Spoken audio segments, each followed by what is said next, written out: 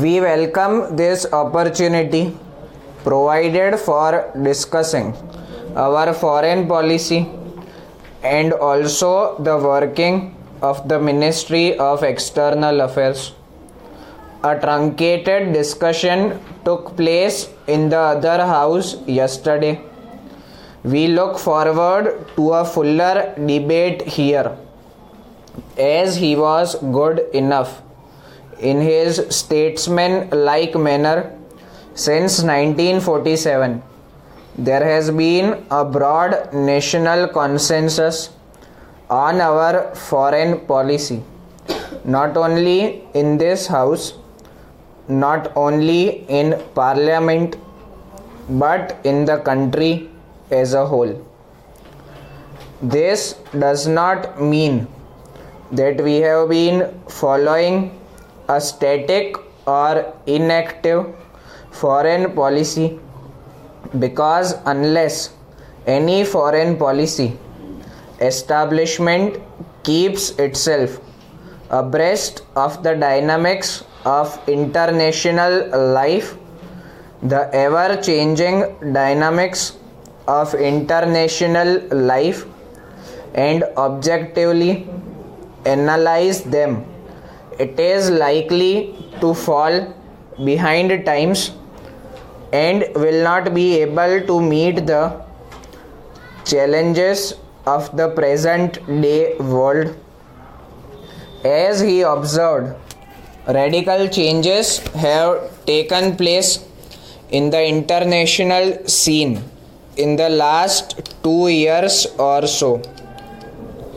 If we were to look at the world as it was in, say, 1985 or 86, we would find that all the tensions, regional conflicts, failure of disarmament talks had become a permanent feature of international life, and certain positions adopted by the superpowers and by other countries had become almost frozen.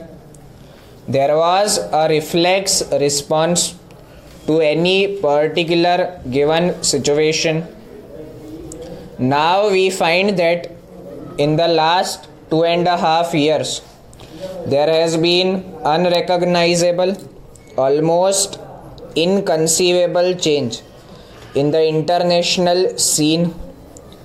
How has this come about, and what role we as a country played in this new atmosphere of new thinking, new approaches, new formulas? How are we meeting these challenges? This is mainly due to the fact that the two countries, the Soviet Union and the United States, have come to have a relationship which did not exist ever since the establishment of the Soviet Union and the recognition of the Soviet Union by the United States in 1933. In the last 2.5 years, before Mr. Reagan handed over to Mr. Bush, he and Mr. Gorbachev have met 5 times. This was unprecedented because certain initiatives were undertaken by the Soviet Union and they were responded to by the United States. It was possible to diffuse tensions. The INF treaty was signed.